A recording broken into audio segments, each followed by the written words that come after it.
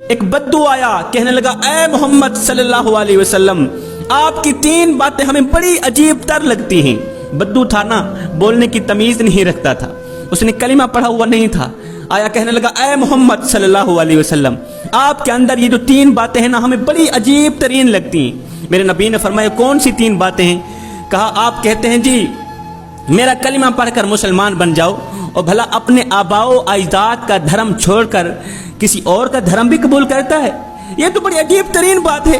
دوسری بات یہ ہے، آپ یہ جو کہتے ہیں کہ ایک دن آئے گا سارا عرب کلمہ پڑھ کر مسلمان بن جائے گا، یہ کیسے ہو سکتا ہے؟ ایک بندہ کلمہ پڑھنے کے لیے تیار نہیں، اور آپ کہانیاں سنا رہے ہیں، کس سے سنا رہے ہیں کہ ایک وقت آئے گا سارا عرب کلمہ پڑھ کر میری غلامی میں آ جائے گا۔ تیسری بات یہ ہے کہ آپ کہتے ہیں کہ ایک وقت آئے گا کیسر، روم، فارس، یہ سب کے سب کلمہ پڑھ کر میری غلامی میں آ جائیں گے۔ آپ اس وقت آزمائش میں مبتلا ہیں، امتحان میں مبتلا ہیں۔ صبح کو کھاتے ہیں شام کے لیے نہیں ہوتی، شام کو کھاتے ہیں صبح کے لیے نہیں ہوتی، پیسہ آپ کے پاس ہے نہیں، دولت نہیں ہے، مال نہیں ہے، اور کس سے اتنے لمبے لمبے سنا رہے ہیں آپ کے ایک وقت آئے گا کیسر، روم، فارس، یہ سب کے سب کلمہ پڑھ کر میری غلامی میں آ جائیں گے۔ آپ کی یہ 3 باتیں ہمیں بڑی عجیب ترین لگتی ہیں۔ میرے نبی نے فرمایا اے بدو، اللہ تعالیٰ تیری عمر لمبی کرے، تیری عمر میں اللہ تعالیٰ برکت ڈالے۔ ایک دن آئے گا تو اپنی ان آنکھوں سے دیکھے گا اور آنکھوں سے دیکھ کر مرے گا۔ اللہ تعالیٰ تیری عمر لمبی کرے۔ ہائے، وقت گزرنے کے ساتھ ساتھ ایک وقت آیا اس بدو نے اپنی آنکھوں سے دیکھا کہ سارا عرب کلمہ پڑھ کر مسلمان ہو گیا تھا۔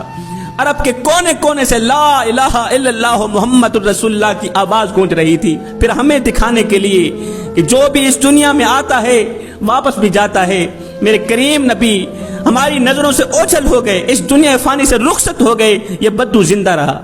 میرے کریم نبی کے بعد حضرت سیدنا ابوبکر صدیق رضی اللہ تعالی عنہ کا دور آیا، حضرت عمر فاروق رضی اللہ تعالی عنہ کا دور آیا، یہ بدو زندہ رہا، ابھی اس نے کلمہ نہیں پڑھا تھا۔ میرے کریم نبی کے جانے کے بعد حضرت ابوبکر صدیق رضی اللہ تعالی عنہ کا دور مبارک آیا، حضرت عمر فاروق رضی اللہ تعالی عنہ کا دور مبارک آیا۔ اسی بدو نے سنا کہ روم اور فارس کلمہ پڑھ کر مسلمان بن گیا ہے۔ اس نے سوچا او بدبخت، جب سارے کلمہ پڑھ کر مسلمان بن گئے ہیں تو مسلمان کیوں نہیں ہوتا؟ اب یہ کلمہ پڑھ کر مسلمان بن گیا، جب یہ بدو کلمہ پڑھ کر مسلمان بن گیا، اب یہ جب بھی مسجد نبوی میں آتا تو امیر المومنین حضرت سیدنا عمر فاروق رضی اللہ تعالی عنہ کھڑے ہو کر ادباً احتراماً اس بدو کا استقبال کیا کرتے تھے، آپ کو بڑی عزت دیا کرتے تھے۔ لوگ کہتے یا امیر المومنین یہ تو نیا نیا مسلمان ہے، آپ اس کو بڑی رسپیکٹ دیتے ہیں، بڑی عزت دیتے ہیں، یہ کیوں؟